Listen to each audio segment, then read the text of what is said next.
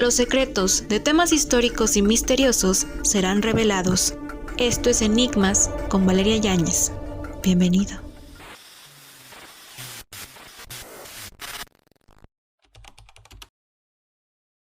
Jacobo Greenberg quiso reunir la ciencia con la telepatía y el espectro de la conciencia. Todo iba bien, hasta que un día su conocimiento e investigación desapareció, al igual que él, dejando un aura de misterio y múltiples dudas. Mi nombre es Valeria Yáñez y hoy en Enigmas platicaremos sobre un caso que escandalizó a México de los 90s, la historia de Jacobo Greenberg, mejor conocido como el científico chamán. Hola, bienvenidos a este podcast de Enigmas. Estoy muy contenta que se hayan tomado el tiempo de ver o escuchar este contenido. La historia del día de hoy es bastante interesante. Profundizaremos en un caso que es un parteaguas en México, en la ciencia, en la psicología y también en el mundo paranormal. El caso de Jacobo Greenberg. Para ello hay que irnos a la Ciudad de México en el año 1946, donde nace nuestro protagonista, Jacobo Greenberg. Él desde muy joven sentía mucho interés por estudiar la mente, la psicología, pero tomó la decisión cuando su madre muere desafortunadamente debido a una enfermedad cardiovascular. Fue entonces que decidió que iba a estudiar la mente, la psicología, y es por eso que estudió en la Universidad Nacional Autónoma de México en la Facultad de Psicología. Después, en el Instituto de Investigación Cerebral de Nueva York, estudió psicofisiología. Pasó un tiempo y decidió hacer un doctorado en los estudios electrofisiológicos de los estímulos geométricos en el cerebro. Era todo un científico, una persona muy interesante de investigar, que aprendía de todo y que quería ir más allá de la ciencia. Por todo el reconocimiento, adquirió un laboratorio que le puso la Universidad Anáhuac, pero su alma mater no se quiso quedar atrás y en 1980 obtiene un segundo laboratorio por la UNAM. Posteriormente, en 1987, la UNAM y el CONACYT lo apoyan para inaugurar el Instituto Nacional para el Estudio de la Conciencia. Ya estaba muy posicionado Jacobo Greenberg, pero algo sucedió, algo dio un salto a la fama. Y esto fue la investigación que él hizo de las ciencias esotéricas y del chamanismo, donde estudió a diversos chamanes de algunas regiones de México y también de otras partes del mundo. Una de las personas que impactó a Greenberg fue la curandera mexicana Pachita. Ella realizaba cirugías quirúrgicas sin tener los utensilios o el conocimiento. Simplemente ella afirmaba que su cuerpo servía como caja de recepción del espíritu del Tlatoani, Cuauhtémoc, quien le ayudaba a obrar sus milagros. Y aquí les quiero comentar cómo es que operaba Pachita, porque sus cirugías eran cirugías psíquicas. Básicamente ella cortaba una botella o un cuchillo que tenía y hacía una incisión en la persona, sacaba el órgano que estaba en mal estado por una enfermedad o por un cáncer, levantaba su mano, esperaba unos minutos, de repente el órgano estaba completamente sano, era compatible y lo volvía a colocar en el cuerpo. Hacía algo con sus manos, cerraba y la persona, si bien pues no tenía anestesia y gritaba del dolor, pero siempre salían caminando, como si nada hubiera pasado. Muchas personas deducen que Pachita no nada más curaba las enfermedades físicas, sino que curaba también el interior de la persona. Jacobo, al escuchar de Pachita, dijo: esto no creo que exista. Él estaba haciendo su tesis doctoral en las potencialidades del cerebro, así que pensó, o es cierto lo que dice esta mujer, o está mintiendo y la voy a desenmascarar. Así que preparó su maleta para 3 días y decidió ir al Estado de México donde se encontraba Pachita. Un dato muy interesante es que cuando Jacobo iba a llegar a la casa de Pachita, se escucha una voz gruesa de hombre que le dice: Jacobo, apúrate, te estábamos esperando. No se sabe si ya estaban informados que Jacobo iría o simplemente sigue esta aura de misticismo en la historia de Pachita y en la historia del científico Greenberg. La conclusión de Jacobo al estar 2 años, porque no nada más se quedó 3 días, no, se quedó 2 años aprendiendo, viendo el método, estudiando la mente de Pachita, porque desde la primera vez que vio una de sus cirugías, supo que lo que quería estudiar era la mente de Pachita. Así que la conclusión de Jacobo es que el universo es mental. Esto nos suena porque los egipcios ya decían que el universo es una creación mental. Así que Jacobo dijo que la realidad en la que vivimos es parte de nuestra mente. Así que después de investigar todo esto, empezó a hacer unas aseveraciones. Por ejemplo, decía que la realidad que conocemos solamente es una representación mental, una construcción generada por nuestros cerebros, a lo que él llamaba holograma. Y el holograma es algo muy interesante que al final, cuando empecemos con las teorías de lo que le sucedió, vamos a profundizar en este concepto y cómo puedes trascender y qué es el holograma y en qué te convertirías si lo logras descubrir. Así que en un momento profundizaremos con este término. También él empezó a practicar la telepatía y la telequinesis.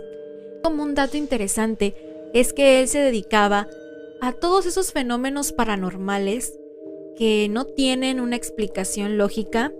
Lo que hacía era llevarlos a su laboratorio y tratar de sustentarlos con la ciencia. Uno de sus experimentos que me llamaba mucho la atención es uno que se llamaba estímulo-respuesta.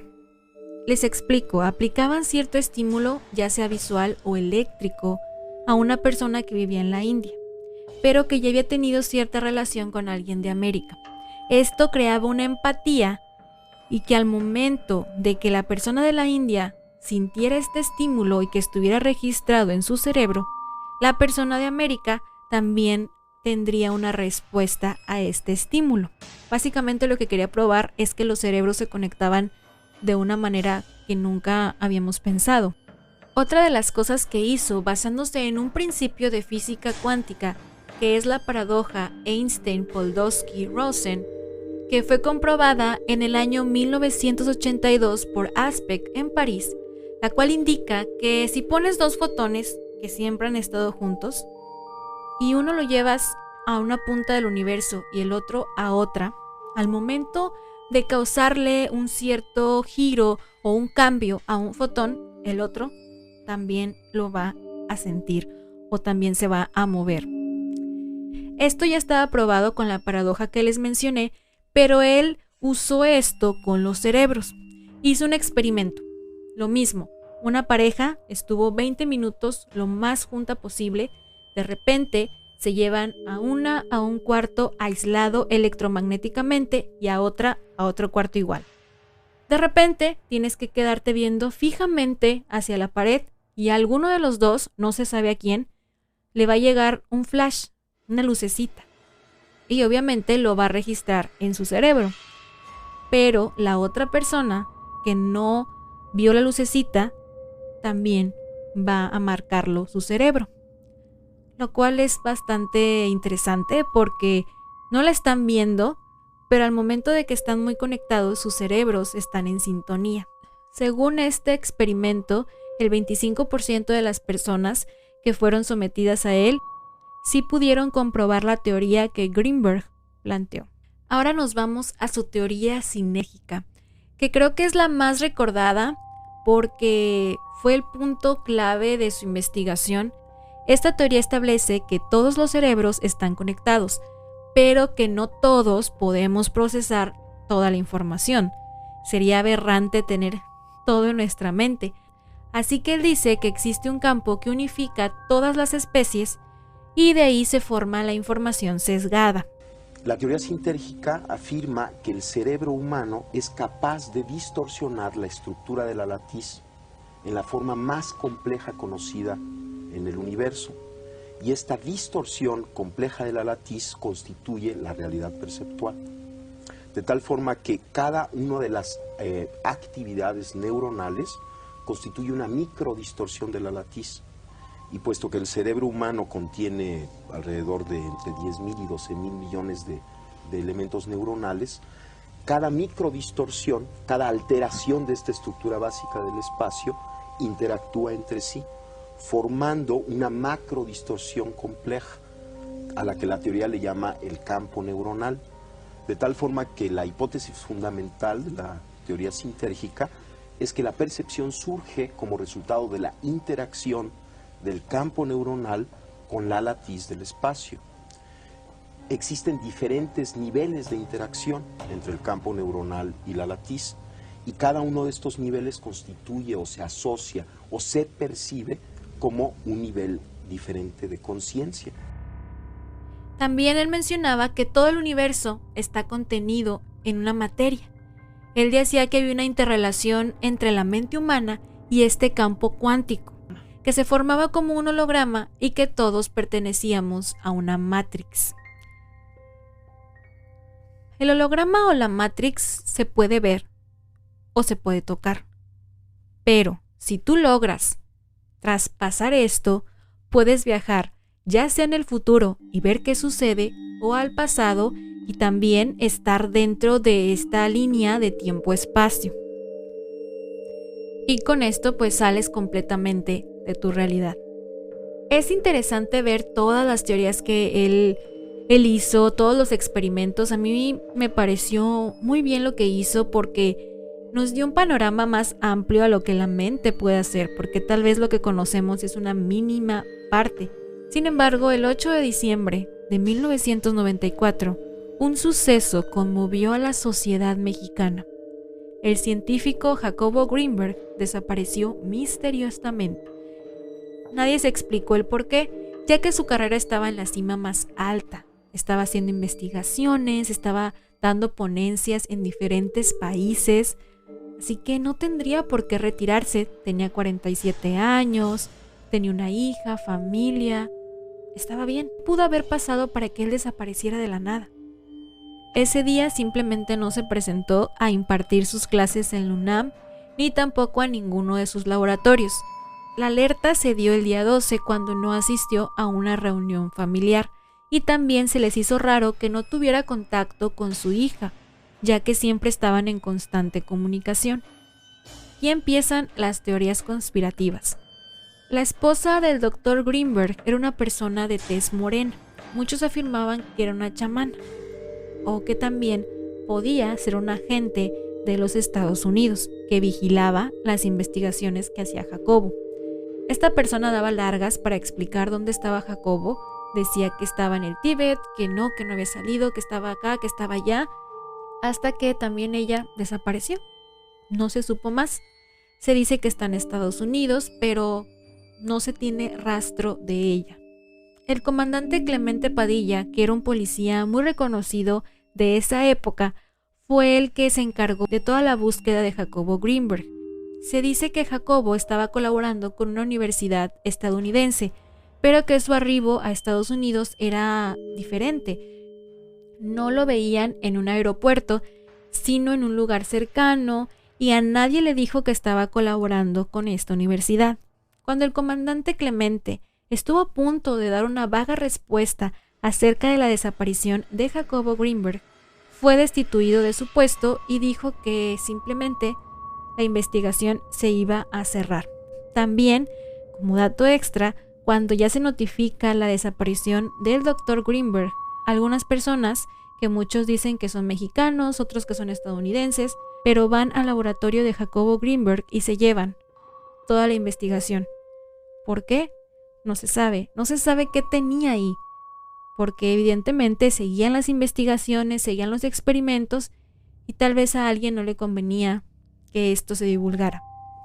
Otros mencionan que sus investigaciones estaban causando ruido en algunas organizaciones de Estados Unidos, por lo cual ya no querían que siguiera con ello y por eso simplemente ya no estuvo en México ni en el planeta. No se sabe nada de él. También se dice que la NASA se lo llevó para que trabajara para ellos porque les interesaba todo el conocimiento que él había adquirido y querían que les ayudara en diversas investigaciones.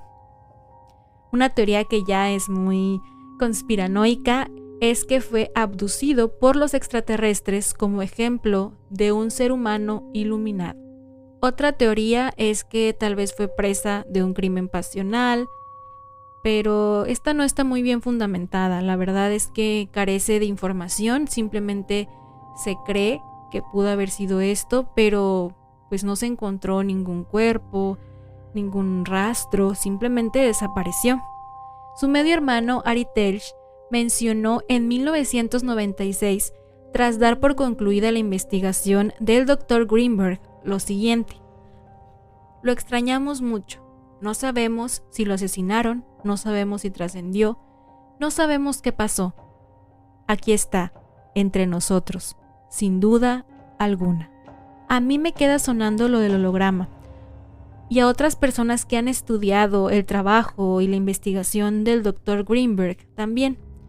Muchos dicen que si logras traspasar el holograma o la Matrix, tu materia física, tu cuerpo, desaparece y te vuelves conciencia. Tal vez eso pasó con el Dr. Greenberg. Quiso dar un salto en el tiempo, quiso dar un salto en la realidad y simplemente, tal vez sí está entre nosotros, pero en otro plano existencial. Jacobo Greenberg ¿sabía demasiado que su permanencia en la Tierra ya no era suficiente? ¿O solo fue una persona que ya no debía seguir investigando áreas que para otros pueden significar un peligro? O tal vez se volvió conciencia y sigue estudiando la mente de una manera diferente. Y está entre nosotros, pero sin que nosotros sepamos de su existencia. Sin duda alguna es una incógnita que tendremos a lo largo de la historia. Muchas gracias por escuchar o ver este podcast. Fue una investigación muy interesante. Es un caso que no conocía, pero me gustó mucho el saber diferentes términos y el tener también en tu mente estas teorías de qué le pasó y que tú le puedas dar el final que creas es el más conveniente. Les recuerdo que nos pueden seguir en nuestras redes sociales como @enigmas.inb en Instagram y TikTok, Enigmas en YouTube y Facebook y Enigmas con Valeria Yáñez en Spotify. Nos escuchamos o nos vemos la siguiente semana. Adiós.